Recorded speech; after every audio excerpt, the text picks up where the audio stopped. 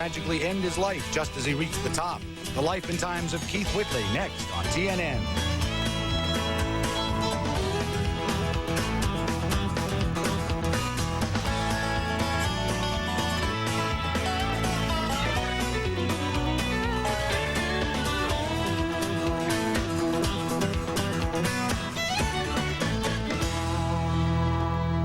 There are just those certain people that come around occasionally in a lifetime that affect you when they sing. And like Streisand, you know, and Frank Sinatra, and those kind of people. Keith, to me, is in that kind of category. Everybody from Garth Brooks, Tim McGraw, Alan Jackson, I think they were just people that as he went by, listened to his music and said, you know, that's exactly who I want to be like. Keith Whitley's singing was infused with emotion, and for good reason. Throughout his short life, Keith battled personal demons that he could never quite control. And by the age of 34, he was gone, just as he reached the stardom he'd sought for so long. He was such a gifted talent, but frail at the same time. Greatness and sadness, kind of all at once. I think he would have been considered one of the greatest country music singers of all time. Still is in my book, if not the. When you say nothing at all.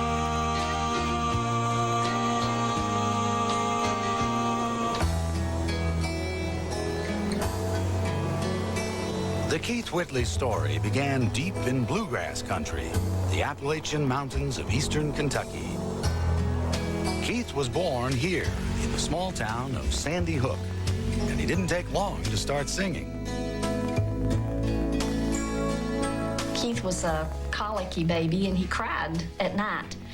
And it was always my job to get up and rock. But as he got older, if we sang to him, he would take his little hand and put it up to our mouth, and then he would try to hum. So yes, he came into the world singing, is what I said. Keith was immersed in country music from the time he was born. His parents, Elmer and Fay, had a fine record collection and were musicians themselves. Our mother played piano, organ, and guitar, a little bit of banjo. Our father played harmonica, and my mother's father, my grandfather, played five-string banjo, and he taught me to play the banjo, and which Keith played some banjo too. But actually, my mother was the one that really got us started on guitar. He'd just say, I want you to show me this little bit on this song, or that he loved Lefty Frizzell, George Jones, anything of theirs. So he could just hear it one time and pick it up, start playing it.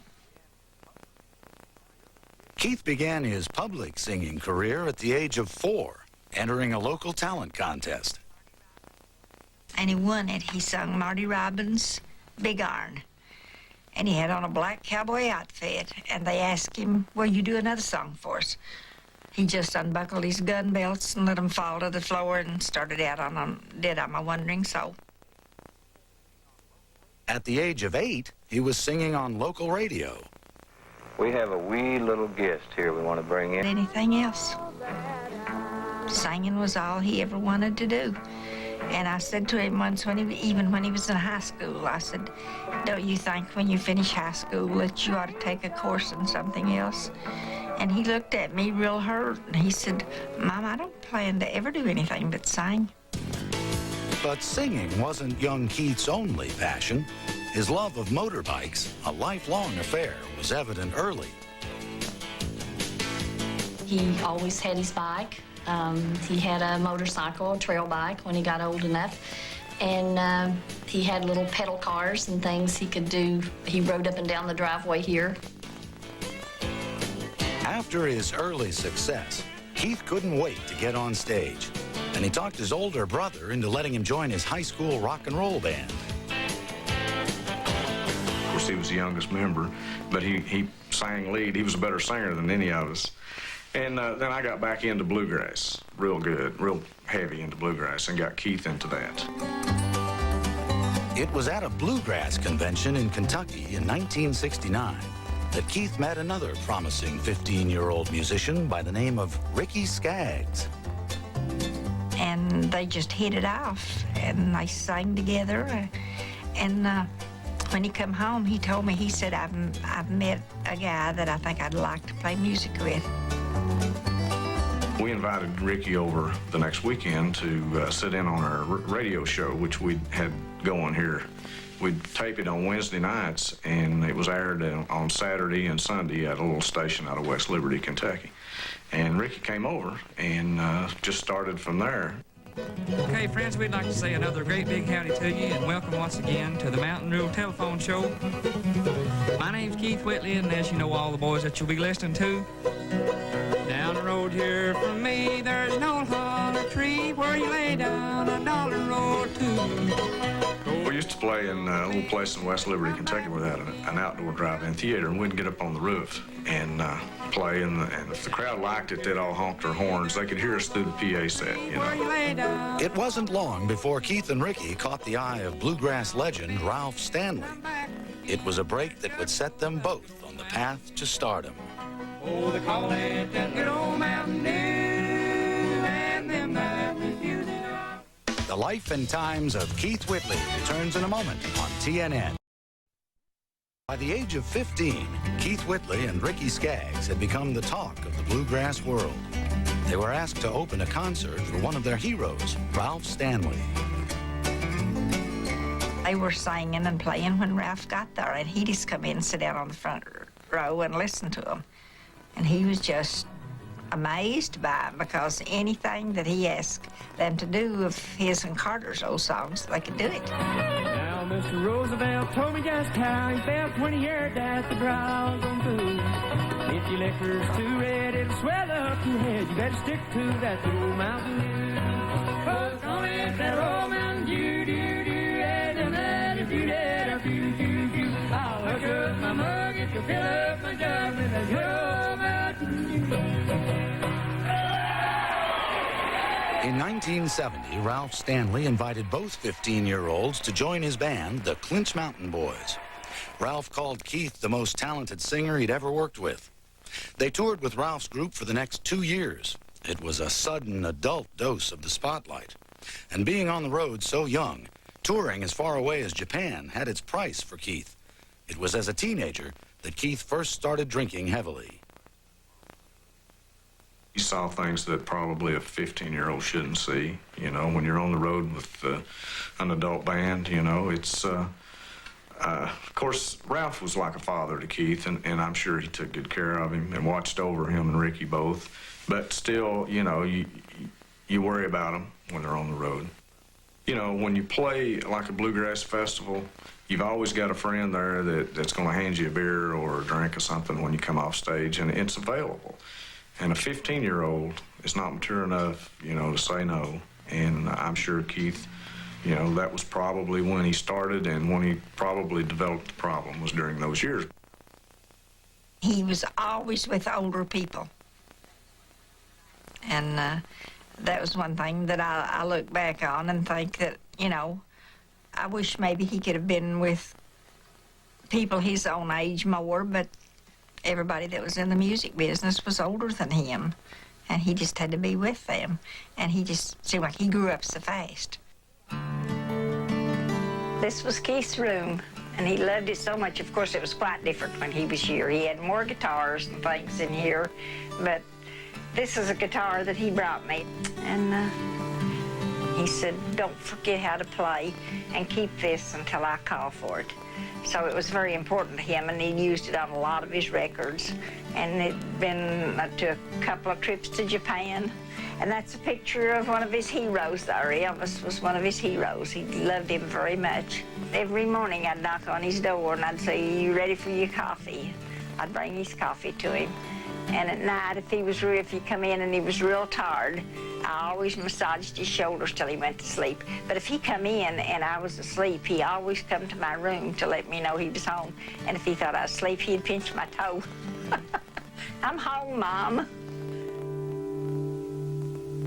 Keith spent 5 years on and off playing with Ralph Stanley's group.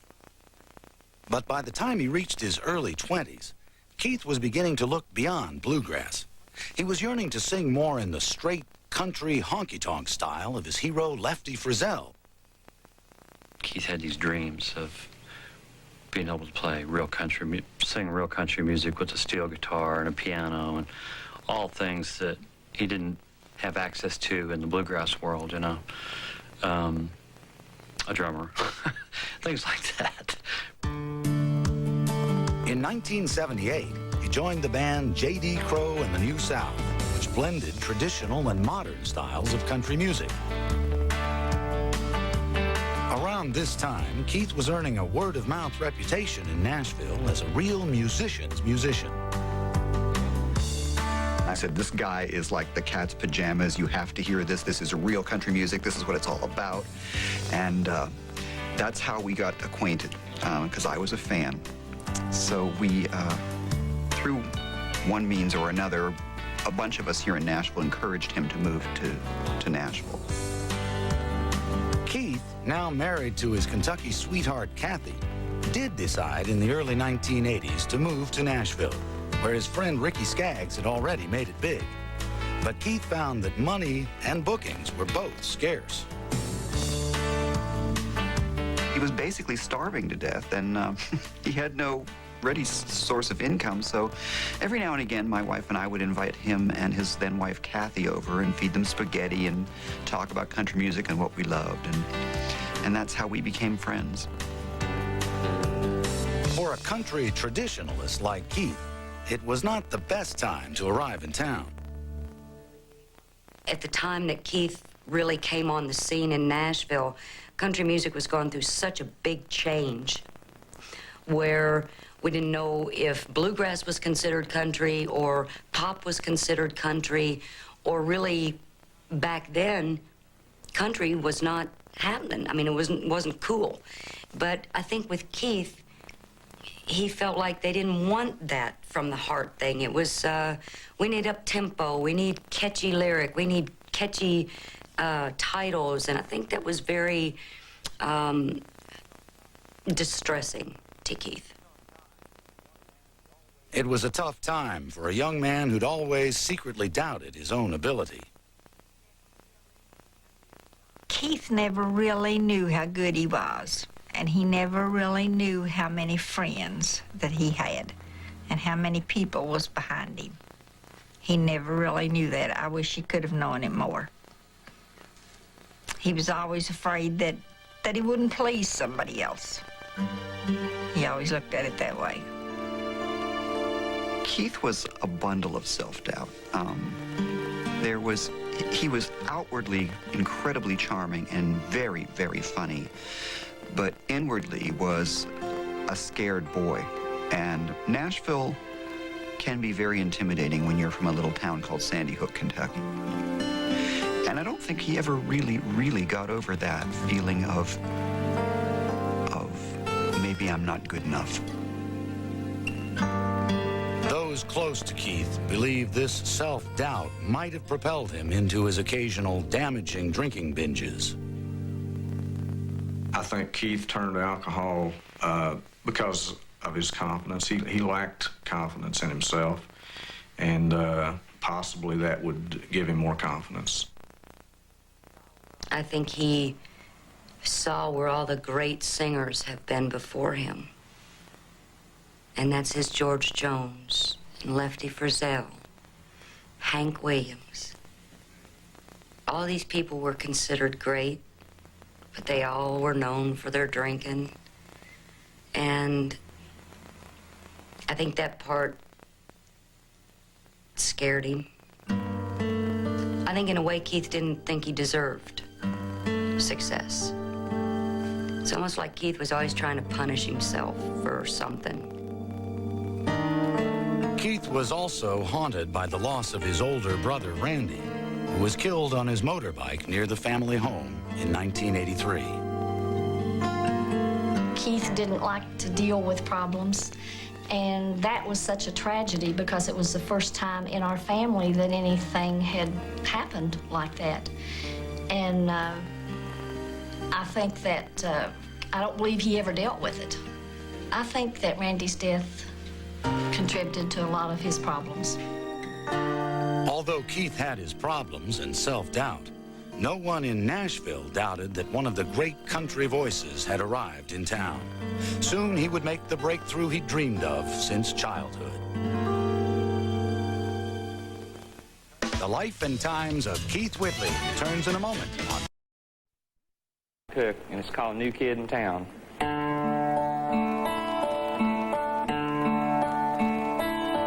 We're looking for the King, the new Messiah.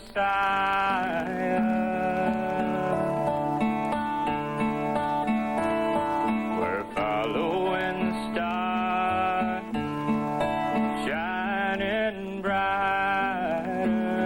When he first came to Nashville, Keith soon found he was not the overnight sensation he'd hoped to be.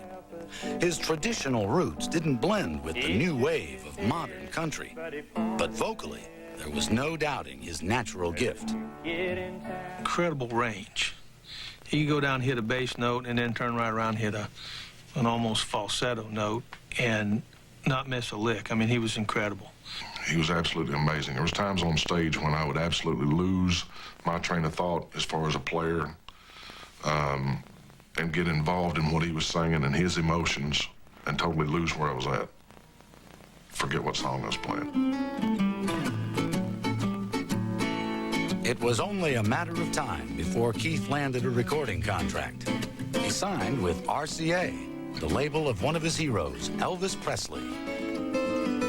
When Keith signed, I'll never forget, I gave him the contract, and he wanted to sign it there on the spot. And I said to him, you can't do that. He said, well, no. I mean, you know, if you're giving me this must be fine, blah, blah, blah, and all that stuff. I said to him, Keith, you really need to get a lawyer. He was just so excited about being signed to RCA that it didn't make a difference. But Keith's excitement dimmed a little after he cut his first record for RCA. The radio station said it was too country. It didn't work. I mean, it was just embarrassing what happened. I mean, nothing. But it was that time in the format where we were just coming through the Millsaps and the Dollies and the Crystal Gales and the Kennys, and we were moving more towards a mainstream sound. And even though Keith was a great singer, he was still very traditional as an approach. Keith began to select more modern material to sing and had a few minor hits. It was around this time, in 1985, that Keith first met Nashville singer Lorrie Morgan, daughter of Grand Ole Opry star George Morgan. We heard this voice coming out of the studio, and I was just blown away by this voice. And the guy was singing "Does Fort Worth Ever Cross Your Mind," which later became a George Strait hit. And I said, who is that singing in the studio? So we walked in the studio, and just this breathtaking man with a face to match the voice. I mean, everything was just beautiful about this guy. I told her I loved her and I wanted to stay. She said, be sure, and I'll call you in LA. Leaving in a taxi, I could hear my telephone ring.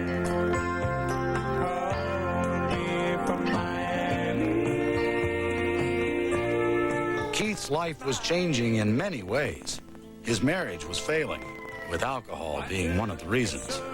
But professionally, he was about to have the breakthrough hit he'd been waiting for, Miami, Miami.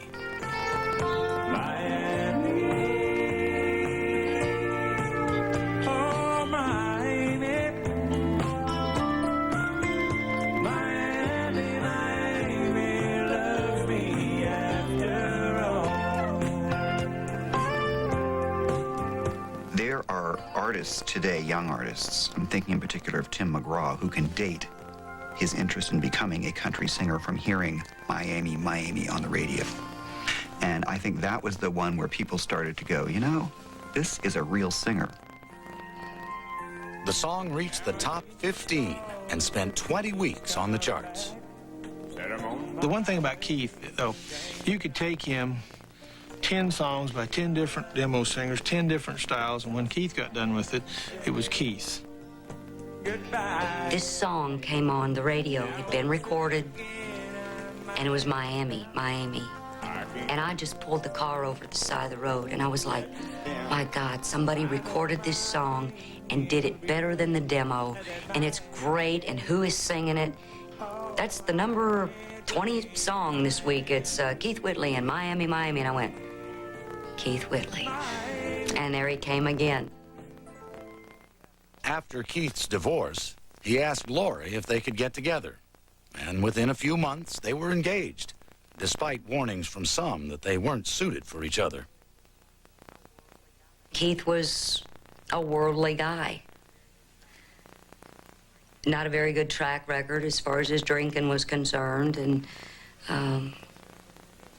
so it was one of those forbidden kind of loves that I suppose, looking back, maybe made it a little more intriguing to both of us, a little more exciting. Somewhat like Romeo and Juliet. When something's forbidden, you can't help but, stick your fingers in there. In November 1986, Keith and Laurie were married, and soon fans were calling them Mr. and Mrs. Country Music. For Keith, having two musical careers in one household was a definite plus. When I have a bad day, she knows what to say to him. She lets me have a bad day, I guess is what I'm trying to say, And I don't have to be Keith Whitley, the entertainer, when I come home. Keith was certainly putting his hometown of Sandy Hook on the map. At a special ceremony, one of the town's streets was renamed Keith Whitley Boulevard. And soon there was another naming ceremony for the Whitleys. In 1987, Keith and Laurie's son, Jesse, came into the world. He was born yesterday morning at 4:45, and I was en route from Brookville, Pennsylvania, so I missed the blessed event. My bus arrived home about 10 o'clock yesterday morning. I think they'd had every highway patrol from Nashville to Pittsburgh looking for me, and somehow or other we made it through without anybody finding us. Keith was now father to two children. He legally adopted Laurie's daughter, Morgan, from her first marriage. He was a wonderful father. He thought of Morgan as his little girl, and she was crazy about him, which made him even love her more. He would talk to Jesse and say, you have such a beautiful mommy. I'm going to be the best daddy. And he was always a part of it. He knew how to make the formula. He knew how to wash and sterilize the bottles. And some mornings he would let me sleep. Everything finally seemed to be going right for Keith Whitley. A new family and 3 top 10 hits to follow up Miami, Miami. But Keith's secret torments were not yet finished with him. They would soon visit him again. The life and times of Keith Whitley returns in a moment on TV. Came to him easily. It was the other stuff that was hard, the stuff that goes along with being successful, the schedules, the going out of town, the being away from people he loved. That was the hard part. The pressures and loneliness of touring tempted Keith to reach for the bottle, even though he tried desperately hard to resist, often staying sober for months at a time. There was times I've seen Keith where I think you could absolutely pour it on his head and he wouldn't have stuck out his tongue to taste of it. But if the urge hit him, there was no time for him to waste. He had to have it now. Got to a point to where if he couldn't get the alcohol, he'd drink whatever he could get his hands on. The empty 409 bottles, empty Windex bottles, everybody's cologne was gone. Shampoo, just anything that was liquid was on the bus, was gone. Mike and other band members became unofficial bodyguards, sitting outside Keith's door so that he couldn't go out for a drink. He knew he couldn't move me out of the way, so he would fire me. Get up, you're fired. Get up, you're fired. Well, I'm your friend, Keith. If you're going to fire me, you're sure not going to get a drink. So you might as well sit down.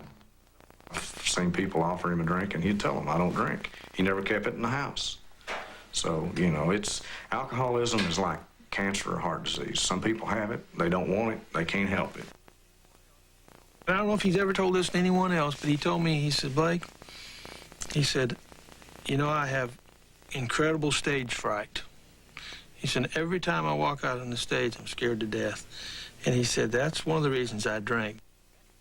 Keith was persuaded many times to check into treatment centers, but he did so reluctantly.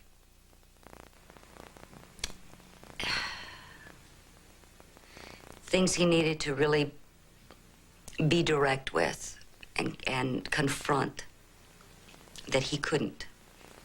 Even in all the treatment centers that he was in, I don't believe he ever really discussed what was really bothering him. He was in total denial. I never heard Keith Whitley say, I'm Keith Whitley and I'm alcoholic. Never heard it. When Keith spoke publicly about his drinking, he spoke of it as a problem he'd already kicked. Well, Peter, kind of a wild life would be an understatement, to say the least. I was brought up in a part of the country, a real rural area in eastern Kentucky, and fast cars and drinking was kind of part of growing up, and that carried over into my adult life, unfortunately. And when it kind of began to interfere with my career, I decided that I needed to change a few things and get my life together, so to speak. And my career and personal life and everything has been a lot better since I decided to do that. At home, Laurie went to extraordinary lengths to make sure he didn't steal a secret drink. I tied my leg to his with my terry cloth robe belt. So if he got up in the middle of the night, I would feel him tugging on my leg, and it would wake me up, and I'd go to the bathroom with him or do whatever he needed to do, and he never got mad. But it was almost like, Jesus Christ, Laurie, you know, or come on, honey, just let me go to the bathroom by myself. I'm not going to do anything. And I know that it was a lie. I couldn't just say, forget you, I'm out of here. Because he was good to me.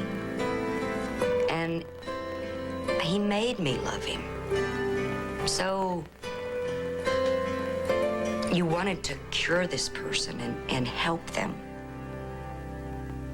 Keith's many friends in the business were also helpful and forgiving, because Keith was one of the best-loved people in country music. Keith was famous for his sense of humor, especially his ability to mimic other country stars. Lester Flatt gave me an old guitar that he had played for years and years in 1975. And after that, when we would work shows together, he would come up to me and he'd say, Lester, how long you had that old guitar? I'd say, oh, I've had it about 15 years now. And he always cracked up. He loved the imitation. Keith never lost his sense of humor or his sense of where he came from. He made this commercial for a local Kentucky car dealer. Howdy. I'm looking for the little pig dealer. The little pig dealer? You mean the little big dealer? Little big dealer? Howdy. I'm looking for the little pig dealer. The little pig dealer? You mean the... By 1987, Keith had good reason to laugh. He began work on a new album that would vault him to the level of superstar. The life and times of Keith Whitley returns in a moment on I know you love him a long time ago, and even now in my room, you still want him. 1988 saw the crowning achievement of Keith Whitley's career with the album and single called Don't Close Your Eyes. It marked a return to his traditional country roots and became his first #1 song. When you hold me too, don't close your eyes. He just wanted to do straight ahead, solid country music without the pop overtones so much. He was proud of the success he'd had. He just wanted to take the next step deeper into what he was doing. Keith just stood there and let it go, and it was magic. He was so proud. He said, "This is my favorite album I've ever done. I finally feel like we've captured what Keith Whitley is about." And don't close your eyes. Don't Close Your Eyes was named Country Music Song of the Year, and the follow-up single also went to #1, I'm No Stranger to the Rain. I fought with the devil, got down on his level, but I never gave in, so he gave up on me. The first time I played it for him, he was just floored. He said, "Man, somebody's been reading my mail." He said, "This song is me." And it was just one of those songs we identified together on right away. And he really felt like that song was about him. I've been sacrificed by brothers, crucified by lovers, but through it all I withstood the pain. I'm no stranger to the rain. And just as Keith's career was taking off, so was Laurie's. She now had her own hit singles and tour dates. Oh, man, he was all for it. I used to go to Laurie's band rehearsals, and I was Laurie's agent also. And Keith would come over there, and Laurie would ask him, well, what do you think? He'd say, man, you know, this guy's a hot player, this guy's good. I think he was very, very supportive. But Laurie's success was also a strain on Keith. I think he was afraid that I would have success and make money and not depend on him and leave him. When he was around people, he was okay, but there was something there. Laurie leaving, you know, just before the promo tour when we were about to embark on that whole thing, and don't go, don't go. By early 1989, Keith was drinking hard again and almost killed himself when he crashed his car. His whole demeanor seemed to have changed. There was a look in Keith's eyes the last few times he was on television that was very sad, distraught, troubled. That sparkle that was in Keith's eyes and the smile, and it was gone. It's almost like you live what you sing to a certain degree, and he wrote that song, I've Done Everything That Hank Did But Die. By May of '89, RCA was telling Keith he had to get treatment or face being dropped from the label. That was never something that I was going to do, but just like a kid, you know, I'm going to take away your toys. And he said, no, no, no, no, don't do that. I'll do anything. I will do anything. I said, well, you got to go in this time, Keith, and you got to stay. And you got to come out clean and sober. I'll do it. I'll do it. Don't do that, please. At this same time, Keith was trying to persuade Laurie not to go on her own promotional tour. And Laurie was torn about what to do. I didn't want to go in the first place. I knew he had a problem before we left. And I called the record label, I called my manager, and I begged them not to make me go. And I knew something bad was going to happen. I knew it. Unfortunately for Keith and all those who loved him, Laurie's fears would prove well-founded. The Life and Times of Keith Whitley returns in a moment on TN. In May of 1989, Lori Morgan was on a promotional tour, but worried about the welfare of her husband back in Nashville. She was right to worry. Keith Whitley had gone on a drinking binge. He went on just a wild binge that weekend, and I wasn't there to help him. And that destroyed me for a long time. He was wild. He was drunk. He was doing coke. And nobody was there to save him. On Tuesday morning, May 9th, Keith was sober, drinking coffee in his home near Nashville. 2 hours later, he was dead. The cause? An alcohol overdose with the equivalent of 20 shots of liquor in his system. Keith Whitley was 34 years old. For 2 weeks, I had a real bad feeling. It was like something was pulling me down. I talked to Keith that morning for probably 30 minutes, and he was fine. And in 2 hours later, they called me that he was gone. And my first words when they told me, said, Keith is gone. I said, gone where? I thought he had just went out someplace in his vet.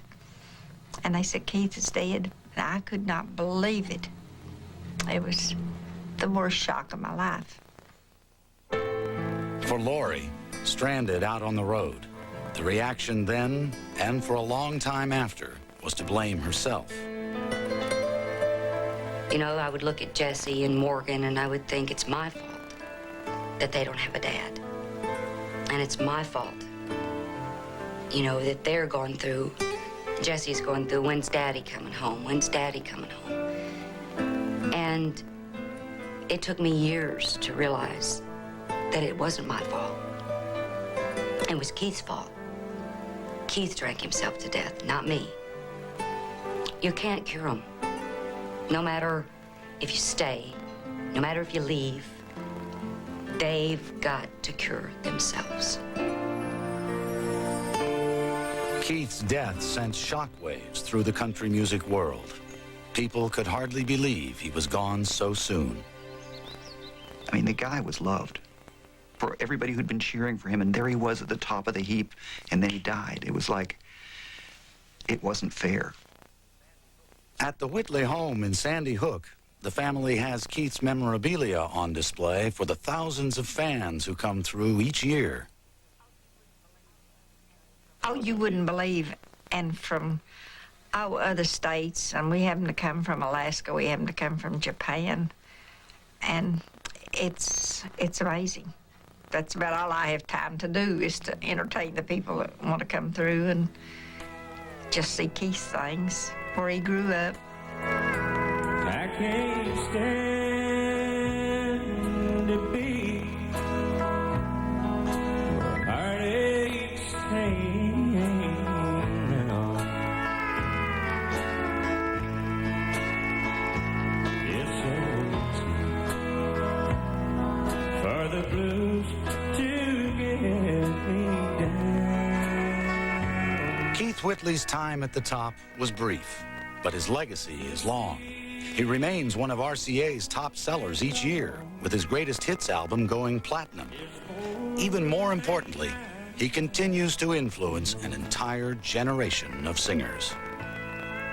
So many people come up to me and, you know, singers today, and, oh man, Keith was my favorite singer, and nobody will ever touch him, and that's a great compliment, you know, and unfortunately, he doesn't know that. I'll never forget the first time of being in the studio, and the engineer I was working with pulled that vocal mic up, and Keith was singing, and it just floored him. He said, my God, listen to that voice. You know, and that was kind of the way Keith affected a lot of people. I haven't found anybody that compares to him, so when you kind of find the Mona Lisa, you kind of know when there are imitations around, and when you also know when you got one. And literally, he was unbelievable. It was all about heart and singing it and true, and not production. It was about the song and the singer. I think probably, if anything, his legacy has left us that. And it tears me out to see a grown man cry. Thank you very much, ladies and gentlemen.